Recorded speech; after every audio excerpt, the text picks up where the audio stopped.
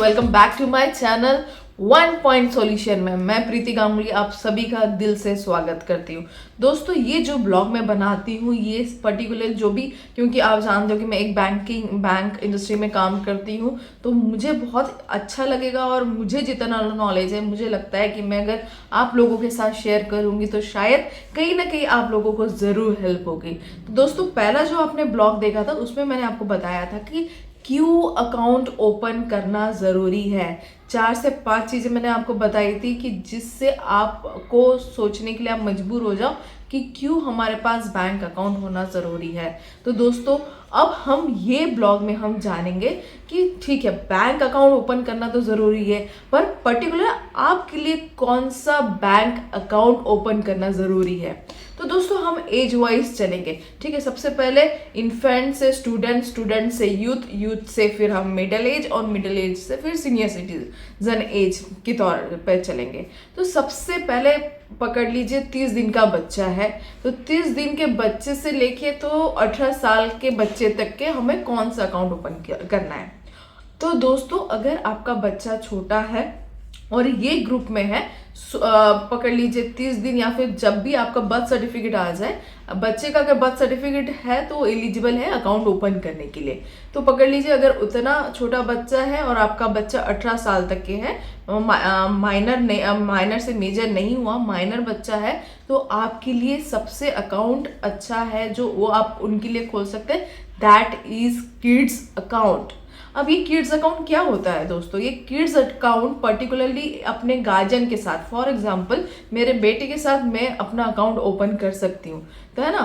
तो एक एग्जांपल के तौर पे मैंने ये बताया है। जैसे फॉर एग्जांपल आप एक माता है और आपको एक बिटिया है, तो आप आपके बिटिया के साथ एक अकाउंट ओपन कर सकते हो। अगर आपका वो एग्जिस्टिंग बैंक अकाउंट में अकाउंट है भी, तो एक पर्टिकुलरली एक किड्स अकाउंट होगा जिसमें फर्स्ट होल्डर आपकी बिटिया रहेगी, सेकेंड होल्डर आप रहोगे, पर वो 18 साल तक के साइनिंग अथॉरिटी सिर्फ गार्जियन की ही होती है। तो ये हो गया किड्स अकाउंट। और इसके ना जो मेंटेनेंस चार्ज होता है वो बहुत ही कम होता है, नॉर्मल चार्ज। जैसे पकड़ लीजिए कि अगर 10,000 का नॉर्मल अकाउंट है तो बच्चों के लिए 5,000 ही है, तो बहुत अच्छा एक अकाउंट होता है। और क्या होता है, किड्स अकाउंट ओपन करना क्यों इम्पोर्टेंट है, क्योंकि पकड़ लीजिए बच्चों को जब बर्थडे गिफ्ट्स मिलते हैं, नानी ने पैसे दिए, दादी ने पैसे दिए, आए दिन बच्चों को पैसे मिलते रहते हैं, लेकिन पैसे कहीं ना कहीं हमसे खर्च हो जाते हैं। और वही पैसे अगर हम पर्टिकुलरली सेविंग्स करें और वो उनके अकाउंट में डिपॉजिट करें तो कितना अच्छा होगा। आप अभी से ही वो बच्चों के फ्यूचर के लिए धीरे धीरे धीरे पैसा जोड़ सकते हो। आप बच्चों का पीपीएफ अकाउंट ओपन कर सकते हो। अगर आपकी बिटिया 10 साल के से नीचे है और आपको 2 बिटिया है, तो आप 2 बिटियों के लिए सुकन्या अकाउंट भी ओपन कर सकते हो। तो गवर्नमेंट ने बहुत सारी अच्छी स्कीम्स दी है जिसका हम बहुत अच्छे से मतलब यूटिलाइज कर सकते हैं। ये अब आपके ऊपर डिपेंड है कि आप कितने जल्दी और कितने अच्छे से ये सारी चीज़ें अडॉप्ट करते हो। तो ये तो मैंने बता दी। अगर आपका बच्चा माइनर है तो आपको किड्स अकाउंट ओपन करना चाहिए। अब आप बोलो कि मेरा तो बच्चा मेजर हो गया जी, अब 18 से लेके 25 साल, बोले तो टीनेजर से लेके यूथ तक के कौन सा अकाउंट है। तो दोस्तों, ये पर्टिकुलर एज जो होता है कि बच्चा थोड़ा सा बाहर जाके पढ़ने लगता है, या फिर आफ्टर 22-23 वो खुद के पैरों पे खड़ा होता है, कमाने लगता है, तो दोस्तों यहाँ पर एक अकाउंट आप ओपन कर सकते हो, that is called youth account.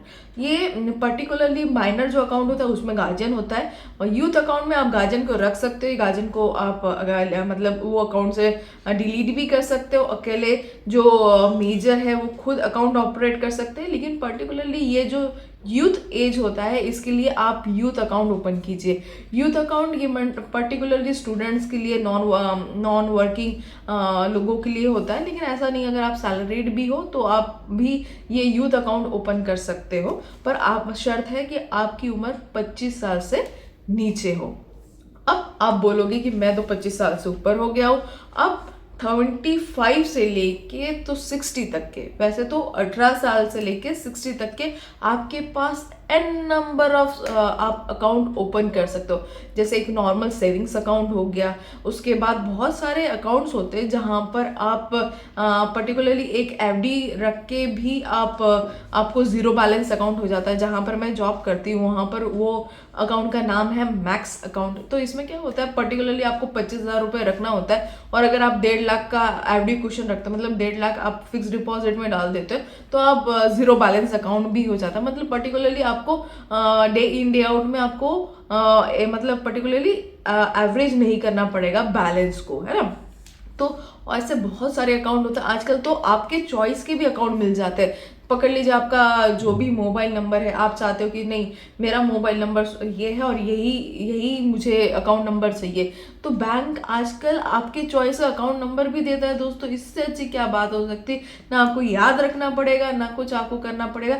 तो माई चॉइस माई अकाउंट मेरे तो बैंक में ज़रूर है, तो आप चेक कीजिए आपके बैंक में भी है क्या। नहीं है तो हमारे बैंक में आइए और अकाउंट ओपन कीजिए। तो दोस्तों 3 मैंने अकाउंट बता दिया है, चौथा जो है हम हमारे मम्मी पापा के लिए अकाउंट ओपन कर सकते हैं। पेंशनर लोगों के लिए अकाउंट होता है, पर्टिकुलरली अबाउट 60 ईयर्स के लिए होता है, जहाँ पर सीनियर सिटीजन लोग अपना अकाउंट ओपन कर सकते हैं। या फिर आपका अकाउंट है पहले से, तो आप आफ्टर 60 उसको सीनियर सिटीजन अकाउंट में कन्वर्ट कर सकते हो। अगर आपका पहले नॉर्मल अकाउंट है तो वो आप पेंशन अकाउंट में कन्वर्ट कर सकते हो। सीनियर सिटीजन अकाउंट में, पेंशन अकाउंट में क्या फ़ायदा है, सबसे पहले तो यहाँ पर वापस आपको मेंटेनेंस कम करना पड़ेगा, आपको इंटरेस्ट रेट ज़्यादा मिलता है, 0.5% ज़्यादा मिलता है दोस्तों अगर आप एफडी करोगे। पर्टिकुलरली आप सोचिए कि मुझे जो फिक्स डिपॉजिट का रेट मिलता है 7.50, एक पर्टिकुलर मतलब पीरियड्स के लिए मेरे को मिल रहा है 7.50, जहाँ की अगर अगर कोई सीनियर सिटीजन ओपन करेंगे तो उसको 0.5% एक्स्ट्रा मिलेगा, मतलब 8% उनको मिलेगा। तो है ना फ़ायदा। और ऐसे उनको डेबिट कार्ड के में भी बहुत सारे फीचर्स रहते हैं। जैसे अगर आप डेबिट कार्ड से स्वाइप करोगे तो आपको इसमें बहुत सारे रिवॉर्ड्स पॉइंट मिलते हैं। मेडिकल से अगर आप मेडिसिन लोगे तो उसमें कुछ ऑफ मिलता है। सब बहुत सारा सीनियर सिटीजन का भी अकाउंट होता है जो आपको फ़ायदा देता है। अब आप बोलोगे भाई ये सब तो ठीक है, लेकिन मैं बिजनेस भी करता हूँ तो मेरे लिए कौन सा अकाउंट है।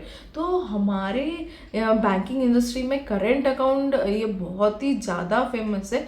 जो भी सेल्फ एम्प्लॉयड है या फिर सेल्फ एम्प्लॉयड प्रोफेशनल है, सेल्फ एम्प्लॉयड और सेल्फ एम्प्लॉयड प्रोफेशनल में डिफरेंस ऐसा है कि प्रोफेशनल में आप आ गए, डॉक्टर आ गया, एडवोकेट आ गए, है ना, सीए आ गए, तो ये सब लोग प्रोफेशनल में अकाउंट ओपन कर सकते हैं। सेल्फ एम्प्लॉयड प्रोफेशनल, तो ये पर्टिकुलर इनके अकाउंट नाम से ही, जैसे मेरा नाम प्रीति गांगुली है तो मैं मेरे नाम से ही एक करंट अकाउंट ओपन कर सकती हूँ अगर मैं डॉक्टर हूँ, आर्किटेक्ट हूँ या फिर सीए हूँ। और पकड़ लीजिए अगर आपका कोई बिजनेस है, आपके एंटिटी का नाम है मतलब एंटिटी है प्राइवेट लिमिटेड, पब्लिक लिमिटेड, फिर पार्टनरशिप या सोल प्रोप्राइटर, तो आप एक नॉर्मल करेंट अकाउंट भी खोल सकते हो। उसमें बहुत सारे वेरिएंट होते हैं, डिपेंड करता है कि आपको कैश डिपॉजिट, कैश विड्रॉल कितना लगता है वो। और सबसे इम्पॉर्टेंट है कि अगर फॉर एग्जांपल ये तो हो गया, उसके बाद जैसे मैंने लास्ट वीडियो में भी बताया था, एक रेसिडेंट अकाउंट होता है, एक नॉन रेसिडेंट अकाउंट होता है। अगर आप रेसिडेंट है, इंडियन सिटीजनशिप है आपके पास, तो आप नॉर्मल ये सब रेसिडेंट जो मैंने भी अकाउंट बताया वो कर सकते हो। अगर आप नॉन रेसिडेंट हो, आप एनआरआई हो, तो आपके लिए 2 अकाउंट मैं प्रेफर करूंगी बताना, that is NRO account and second is NRE account. तो एनआरओ अकाउंट में, इसका भी मैं ब्रीफ अलग से वीडियो बनाऊंगी, पर आपको एक ब्रीफ दे देती हूँ। एनआरओ अकाउंट में मेनली ये इसमें इंडियन इनकम ही डिपॉजिट होता है, और एनआरई में इसमें एफसीवाई आपके सैलरी हो, बाहर का इनकम हो, उसमें डिपॉजिट होता है। तो दोस्तों मैंने आपको टोटल 5 से 6 अकाउंट्स बता दिए एज वाइज और पर्टिकुलरली ये सब। तो आशा करती हूँ कि ये आपको बहुत हेल्पफुल करेगा, आपको आपके लिए बहुत इजी रहेगा कि कौन सा अकाउंट आपके लिए ओपन करना है, ये आप सोच पाओगे। तो तब तक के लिए ये चैनल मेरा सब्सक्राइब करना मत भूलिएगा, और अपना ध्यान रखिए, अपने परिवार का ध्यान रखिए, अपने मम्मी पापा का ध्यान रखिए, और सबसे इम्पोर्टेंट है खुद को समय दीजिए। जय हिंद।